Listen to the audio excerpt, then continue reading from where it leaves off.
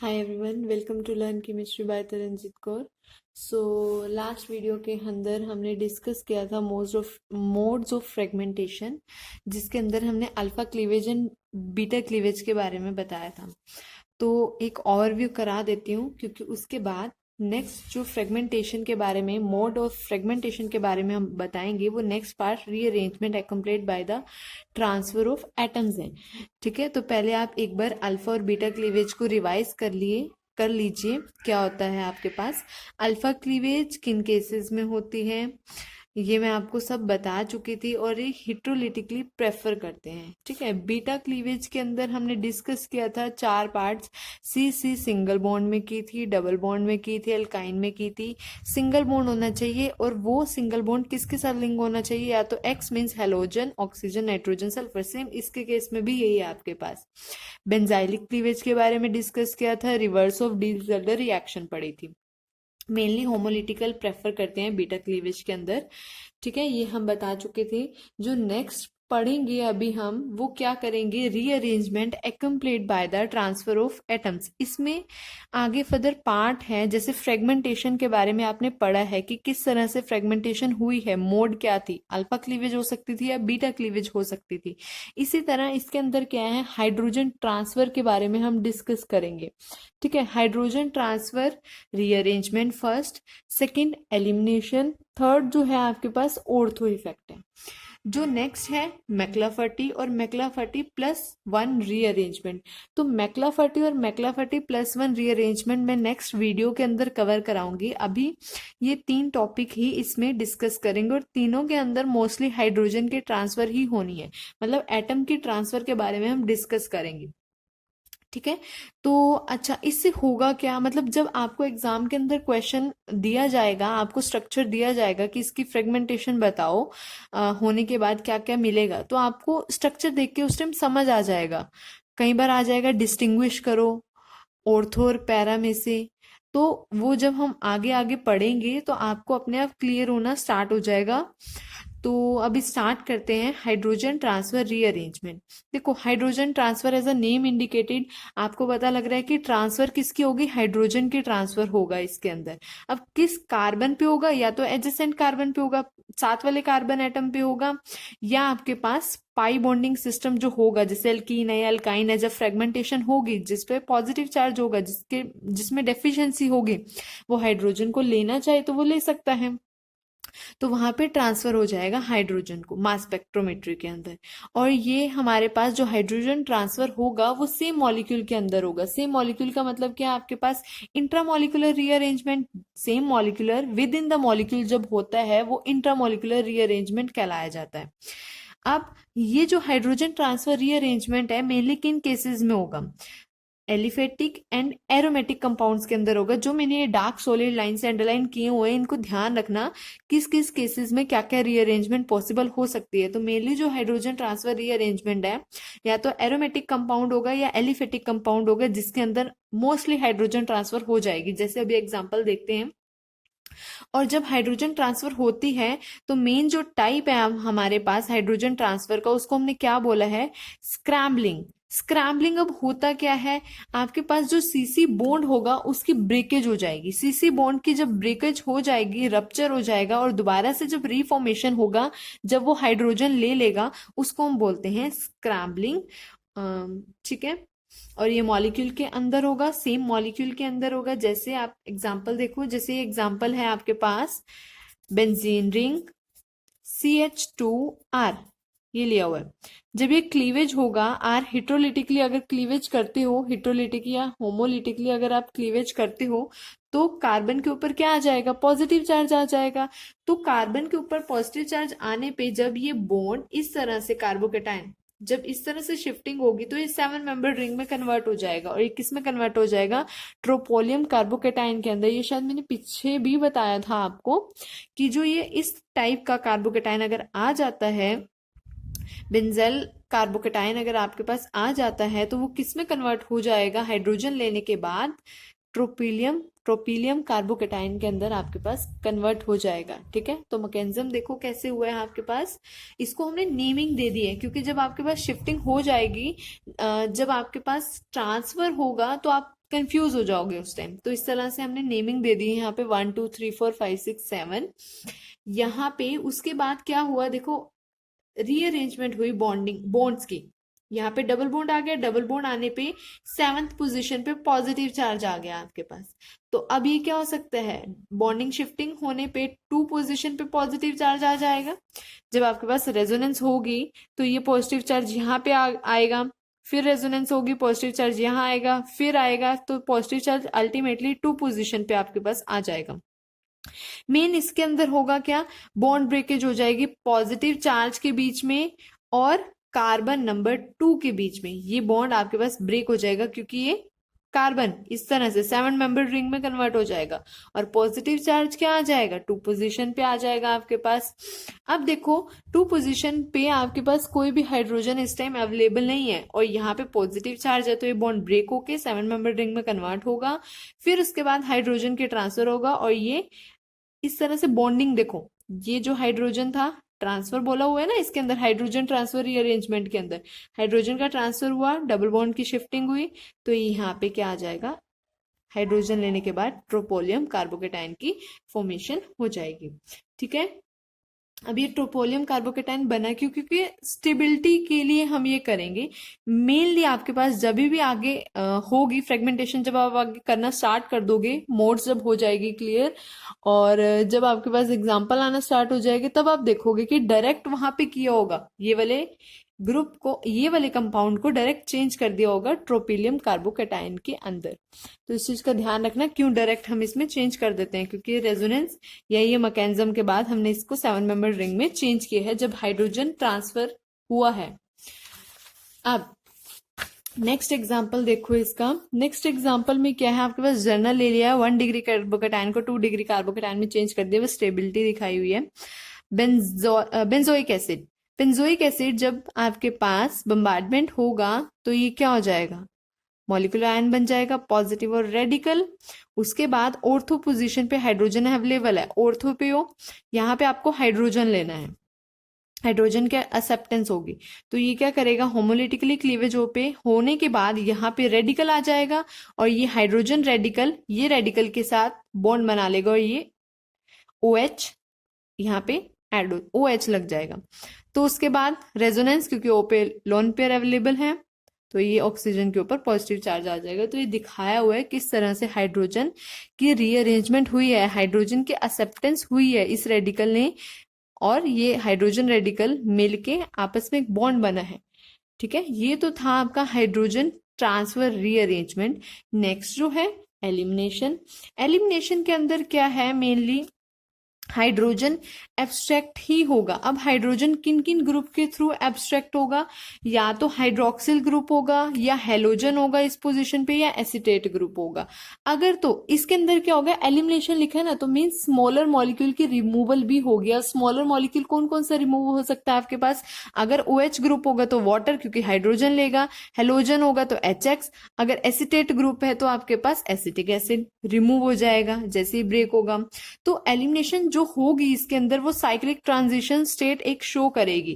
ठीक है, और ये भी और ये फ्रेगमेंटेशन होने के बाद भी शो हो सकती है साइक्लिक ट्रांजिशन स्टेट, और मॉलिक्यूलर आयन के अंदर भी हो सकती है। मतलब ये जो एलिमिनेशन है वो हम बाद वाले जो फ्रेगमेंट आयंस है उसमें से भी कर सकते हैं। तो पॉजिटिव चार्ज जो आपके पास अल्टीमेटली बाद में आएगा वो मॉलिक्यूल के अंदर ही रहेगा। जैसे अभी एग्जाम्पल देखो, हाँ अल्फा क्लीवेज के अंदर आपने पढ़ा था क्लोरीन और फ्लोरीन के केस में आपके पास अल्फा क्लीवेज नहीं होती है। किस केस में होती है, सिर्फ और सिर्फ ब्रोमीन और आयोडीन के केस में होती है अल्फा क्लीवेज। क्यों, क्योंकि जो क्लोरीन और फ्लोरीन है आपके पास, सेम वही रीजन है, वो बहुत ज्यादा टाइटली पैक्ड होता है, बाउंड होता है वो। ठीक है, स्ट्रॉन्ग बॉन्डिंग होती है जिसकी वजह से वहां पे भी क्लीवेज पॉसिबल नहीं है। सिर्फ ब्रोमीन और आयोडीन के केस में ही क्लीवेज होगी क्योंकि उनका बॉन्ड इतना ज्यादा स्ट्रॉन्ग नहीं है। जैसे एग्जाम्पल देखो, यहाँ पे अभी फ्लोरीन क्लोरीन का तो नहीं लिया हुआ, जनरल अल्कोहल का लिया हुआ है यहाँ पे, और वाटर मॉलिक्यूलर जैसे ऊपर बताया कि एलिमिनेशन होगा तो स्मॉलर मॉलिक्यूल रिमूव भी हो जाएगा आपका, तो आयनाइज होगा, ये आ जाएगा। अब देखो इसके अंदर हम दो तरह से कर सकते हैं, या तो 1,4 एलिमिनेशन कर सकते हैं या 1,2 एलिमिनेशन कर सकते हैं। आपको ध्यान रखनी है 1,4 एलिमिनेशन मेनली अल्कोहल्स या हेलोजन के अंदर कर देते हैं। हम बट इसके अंदर क्या करेंगे, 1,4 एलिमिनेशन को प्रेफर करेंगे। क्यों? जब अभी मैं बताऊंगी एग्जांपल के साथ, 1,4 एलिमिनेशन जब हम करेंगे ना, तो आपके पास 6 मेंबर ट्रांजिशन स्टेट बनेगी। 6 मेंबर ट्रांजिशन स्टेट ज्यादा स्टेबल होती है। अगर मैं 1,2 एलिमिनेशन करती हूँ तो उसके अंदर 4 मेंबर बनती है। तो आपके पास 1,4 करने से 6 मेंबर ट्रांजिशन स्टेट बनती है, जो कि 4 मेंबर ट्रांजिशन स्टेट से ज्यादा स्टेबल है। इसीलिए मेनली जो प्रेफर करेंगे 1,4 एलिमिनेशन करेंगे, ना कि आपके पास 1,2 एलिमिनेशन करेंगे। जैसे मॉलिक्यूल आयनाइज हो गया था, आयनाइज होने पे हमें ये नेमिंग दे दी है। आई होप क्लियर हो रहा होगा। मैं थोड़ा सा आपको ये दिखा देती हूँ। ये दिख रहा होगा, 1 2 3 4 OH नीचे कर दिया है, होमोलिटिकली क्लीवेज की है। होमोलिटिकली क्लीवेज होने के बाद H radical, OH radical, water smaller molecular एक रिमूव, मतलब वाटर मॉलिक्यूल एक रिमूव, एलिमिनेशन हो गया। यहाँ पे रेडिकल रह गया। रेडिकल रहने की वजह से देखो नेक्स्ट स्टेप में बताया हुआ 1,2 एलिमिनेशन, और यहाँ पे 1,2 की है। अभी 1,2 करने पे 4 मेंबर रिंग बनी, 1 और 2 पोजीशन से 4 मेंबर ट्रांजिशन स्टेट बन रही है आपके पास। और अगर मैं 1 और 4 करूंगी तो 1 2 3 4 5, हाइड्रोजन इसका 6, तो 6 मेंबर ट्रांजिशन स्टेट बनती है उसके अंदर। तो ये 1,2 का है एग्जाम्पल। वाटर मॉलिक्यूल यहाँ से रिमूव, तो पॉजिटिव चार्ज ये वाला कार्बन कैरी करेगा। तो देखो मॉलिक्यूल के अंदर ही आपके पास क्या रहा, पॉजिटिव चार्ज रहा। ठीक है, तो ये तो था 1,2 एलिमिनेशन। अब 1,4 एलिमिनेशन देखते हैं। अच्छा, जो ये है आप ये एक सिंगल स्टेप के अंदर भी कर सकते हो कि डायरेक्ट वाटर मॉलिक्यूल आपका रिमूव हो गया, जैसे कि ये किया हुआ है यहाँ पे हमने। ये देखो, ये डायरेक्ट हाइड्रोजन और OH इधर से रिमूव हुआ, तो यहाँ पे रेडिकल रह गया और यहाँ पे पॉजिटिव चार्ज रह गया। तो ये सेम इस वाले को हम किस तरह से लिख सकते हैं, फ्रेगमेंट आयन इस तरह से भी लिख सकते हैं। या आपको स्टार्टिंग में बताया था, जब फ्रेगमेंटेशन, जब आपके पास मॉलिक्यूलर आयन बनता है बम्बार्डमेंट के बाद, या पॉजिटिव और रेडिकल आ रहा है, तो उसको इस तरह से भी लिख सकते हैं, मॉलिक्यूलर इस तरह से। ठीक है, तो इस तरह से रिप्रेजेंट की हुई है। या ये वाले बॉन्ड में हुआ है, 1,2 पोजीशन पे हुआ है, तो ऐसे भी शो कर सकते हो, ऐसे भी और ऐसे भी शो कर सकते हो। 1,4 एलिमिनेशन, 1,4 एलिमिनेशन के अंदर वही 6 member transition state, 1 2 3 4 5 and 6 water molecular remove, elimination हो गया। आपके पास पॉजिटिव और रेडिकल उसमें ही रहा, तो ये बॉन्ड फॉर्मेशन भी हो सकती है।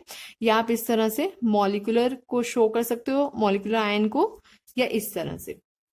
ठीक है, तो मेनली जो प्रेफर करेंगे वो क्या करेंगे, 1,4 एलिमिनेशन प्रेफर करेंगे। अगर आपको कोई आ जाता है इस तरह का कंपाउंड, या डायरेक्ट देखो इस तरह का है, तो सिंपल एलिमिनेट हो गया न्यूट्रल मॉलिक्यूल, और साइड में ये रह गया आपके पास। नेक्स्ट आता है ऑर्थो इफेक्ट। ऑर्थो क्या बताता है, ऑर्थो पोजीशन बेंजीन रिंग के अंदर। तो ये जो ऑर्थो इफेक्ट होगा मेनली एरोमेटिक कंपाउंड के अंदर पढ़ेंगे, या सिस एल्कीन्स के अंदर हम पढ़ेंगे, क्योंकि ऑर्थो इफेक्ट वहीं पे शो होगा हमारे पास, उसको हम ऑर्थो इफेक्ट बोलेंगे। अब एरोमेटिक एसिड भी हो सकता है, इस टाइप का हम स्ट्रक्चर लेके चलते हैं। ऑर्थो इफेक्ट के लिए एरोमेटिक एसिड जेड क्या होगा, OH। अमाइड के लिए CONH2, CO तो है ही है, जेड है जर्नल। अब एस्टर भी हो सकता है, तो OR हो सकता है।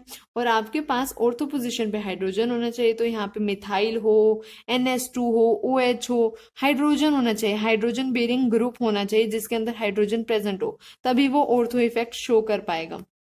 सिस एल्कीन के अंदर भी बताता है। अच्छा, ऑर्थो इफेक्ट से हम क्या पता कर पाएंगे, ऑर्थो इफेक्ट से हम डिस्टिंग्विश कर पाएंगे सिस और ट्रांस एल्कीन्स के बारे में।